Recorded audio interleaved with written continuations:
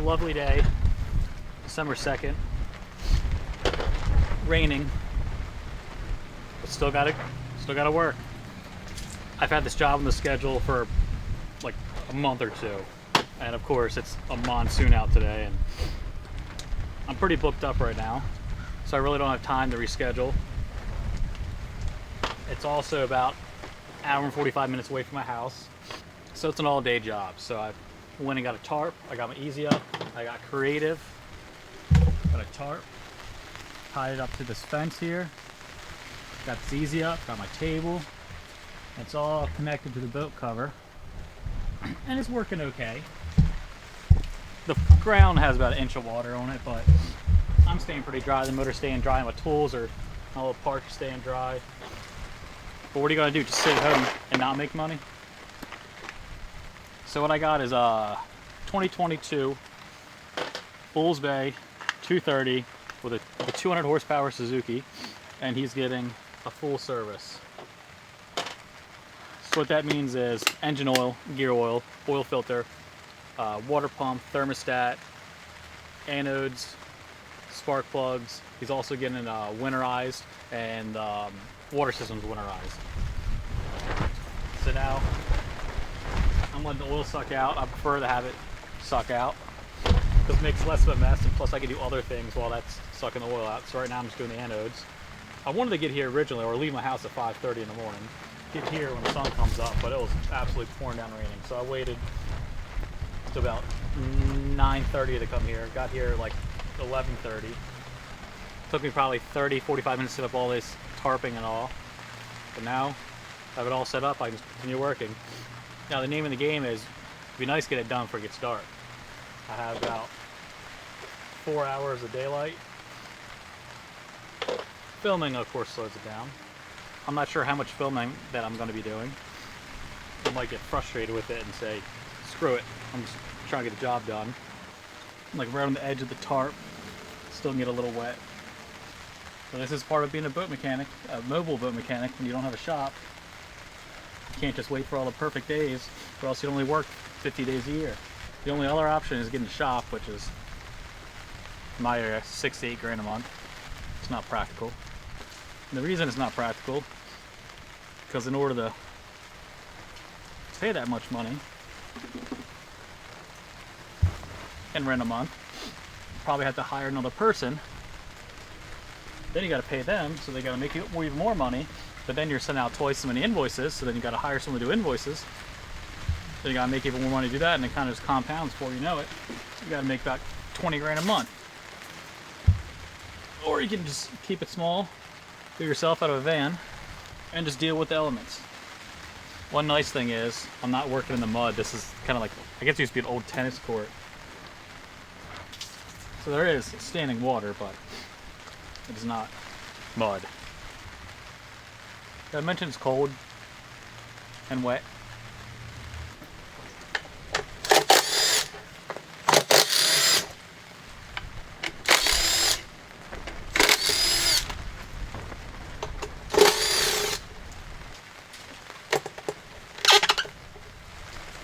So now, I figured, let's get to the thermostat. Let's get that out of the way.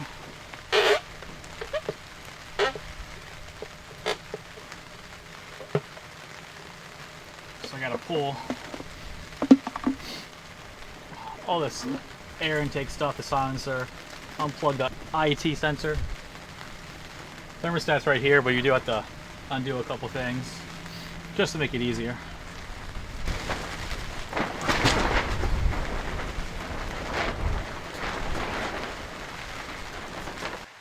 Alright, so a big gust of wind came through and ripped the tarp, so I forgot to record and whatever, so I turned the camera off and I did a little bit of work. But anyway, I'm working on the low pressure fuel filter now. So while I had it off, I guess I did the thermostat. So low pressure fuel filter is right here.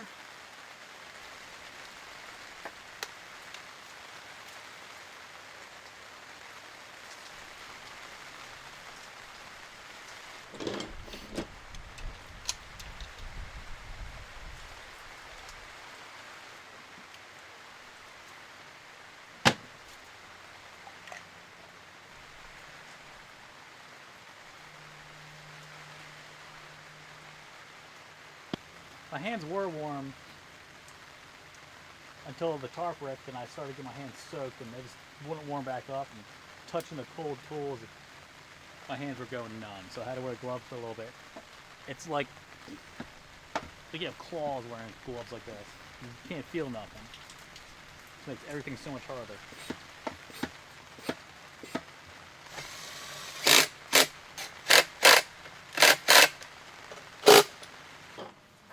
Time for the fuel filter. The other fuel filter. A lot of people call this fuel water separator. Man, it's hard to do this with gloves on.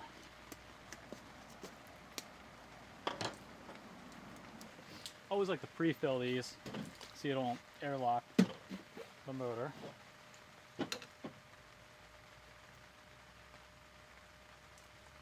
I hate these new gas jugs. You make more of a mess with them. I usually try not to fill them up all the way, just because it makes a mess. Usually about 3/4 away is all you need. Put a little bit of grease on the O-ring so it doesn't get super stuck. The old one was super stuck. And even the grease is hard to use.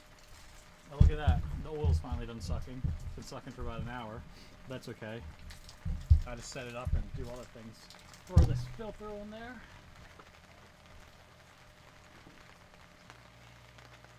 Filter's done. Make sure this is done.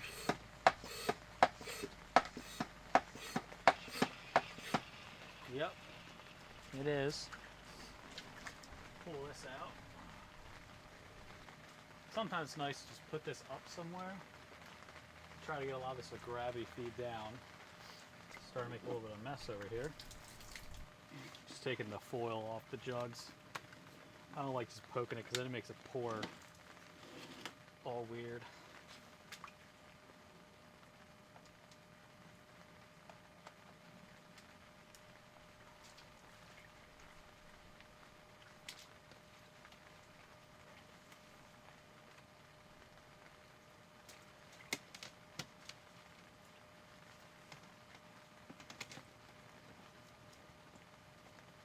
Let's see if I can pour some oil in there without getting water in it. The rain is definitely slowing down right now, but no guarantee it's going to stay slowed down because it did slow down earlier. It picked right back up.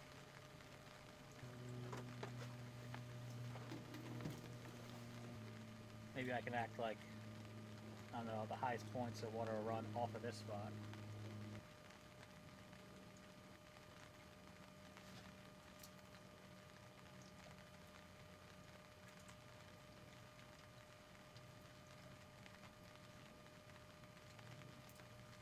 They usually take about 1 3/4 gallons, so I put about 1 3/4 in there.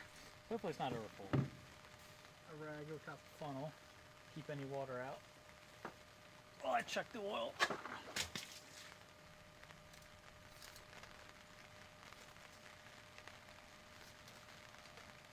about halfway on the stick. It's definitely within the safe area, but I'm gonna put a couple more gloops and it's gonna be good.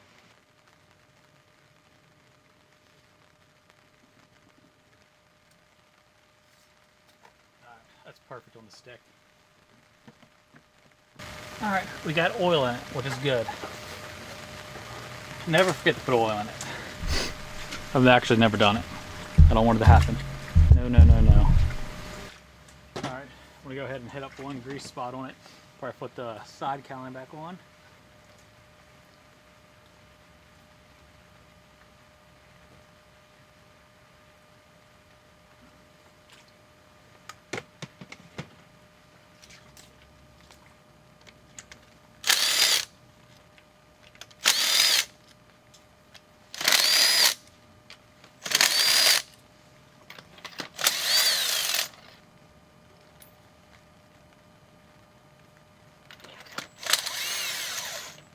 Wow, these spark plugs are not tight at all.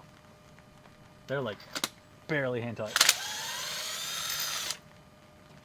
Even though I'm using an impact to take them off, I do not use an impact to put them on. My inventory is correct, which I do all the inventory of my parts. So I should have 4 of these spark plugs, that's it. There's 2. That's one part I was scared about. I was like, oh man, hopefully I didn't mess this part up. And my inventory is correct. Exactly 4 of them. Exactly what I need. When replace spark plugs on Suzuki, do not buy spark plugs off Amazon. They claim they're OEM. They are not. They're knockoffs. They will not work. Buy them directly from a dealer or from NGK's website, or if you can get them from like AutoZone or Vance Auto O'Reilly's, one of those places, go there, but do not buy off Amazon or eBay. I don't care what you say, whether the listing says they're real, the box looks real, the spark plugs look real. I know they look real. They are not real though. These aren't even from like NGK directly. They still are NGKs, but they're like rebranded for Suzuki. These are like how you know they're real. We got Suzuki part number. Spray some fogging oil.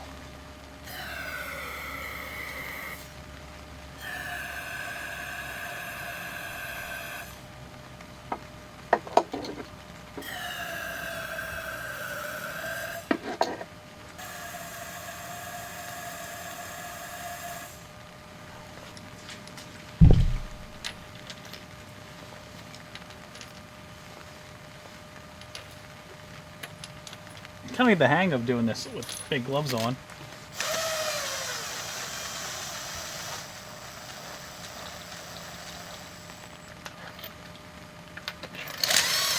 I'm only threading them in using impact. Notice how it's not clicking at all?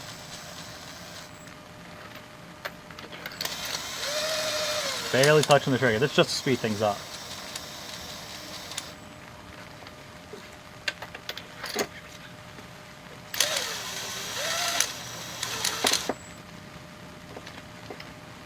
Now I'm going to switch over the socket, ratchet, whatever.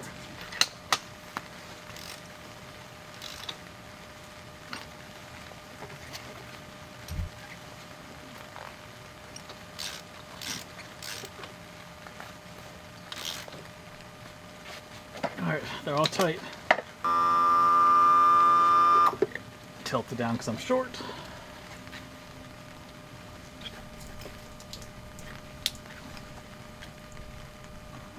Plug cam sensor back in.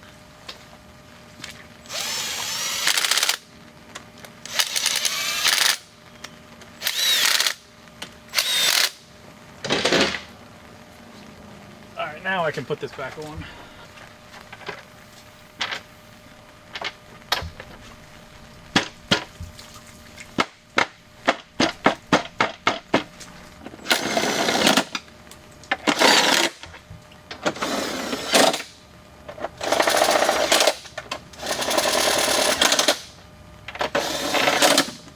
Same with these.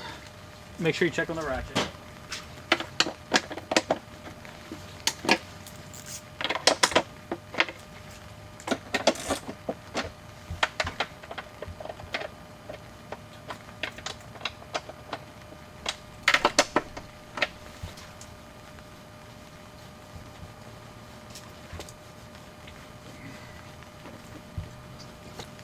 Alright, what we got next? Maybe a water pump?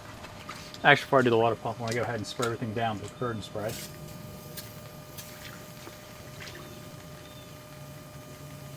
Because unless I check my list later, I'm pretty sure, and I find something I forgot, I'm pretty much done under here.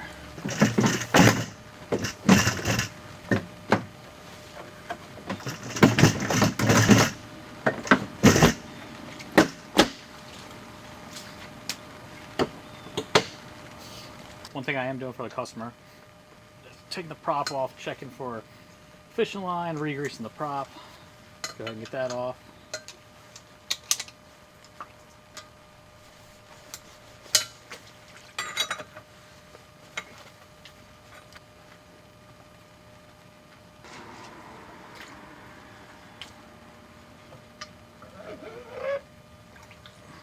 Alright, if you're trying to get your back washer off behind your prop on a Suzuki and it's stuck, here's a trick. Take a breaker bar, there's one 12mm bolt down there.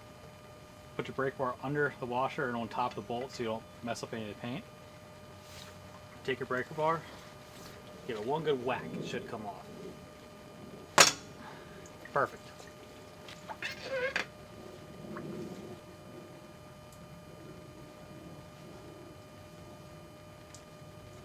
Alright, I'm just lay a rag over the prop shaft so I don't get grease all over me. Now you guys have all seen me to a water pump. If you haven't, go watch that video. I'm kind of going to speed run this. I'm not going to spend all day explaining every step. It takes 3 times as long to record and explain it. This video is not an instructional video.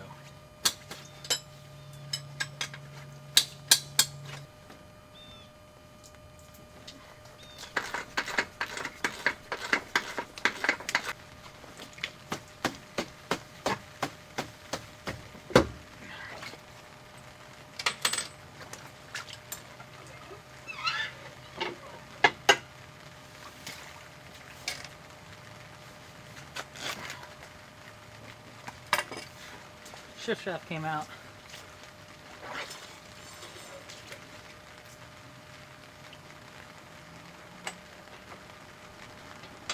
Put that back in.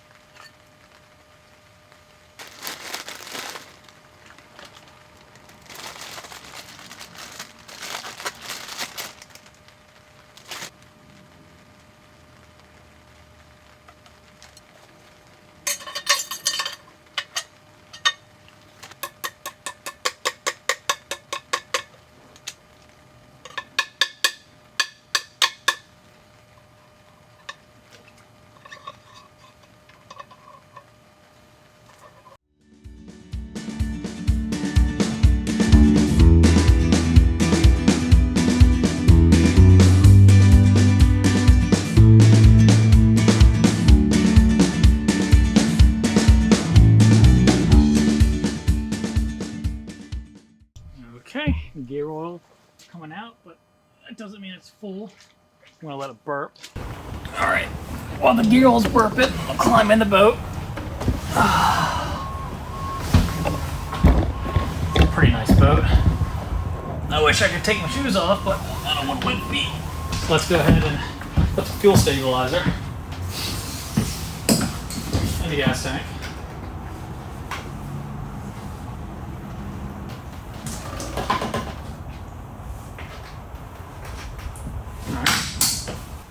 And we're going to winterize the raw water, so let's take this off.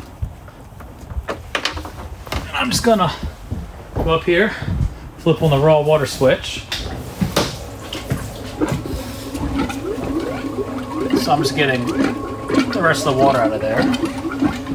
Let's flip that off. I believe the raw water on this, no, it's not right there. I thought it was. That's on Pioneer. On this guy, where's it gonna be? Man, I'm starting to lose my touch. I used to know. I used to sell these boats.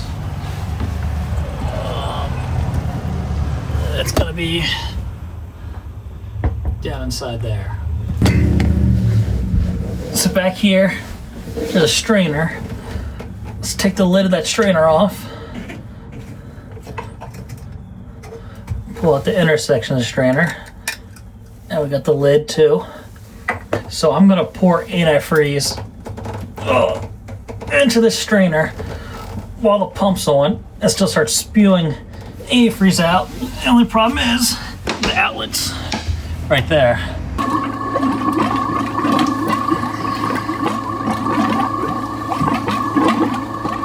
Let's try not to be covered in antifreeze while I do this.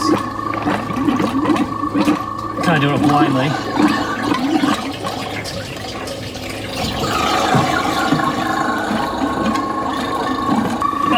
All my arm.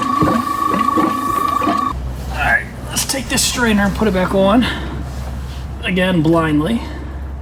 It's always nice when you pour the antifreeze right in the strainer. They don't mount it sideways or something stupid. or they mount it sideways and they don't have any quick connects. It's just all hose bar going with 5200. You can't get the barbs off. That's really annoying. And now because I got a bunch of water down there, let's pour some antifreeze.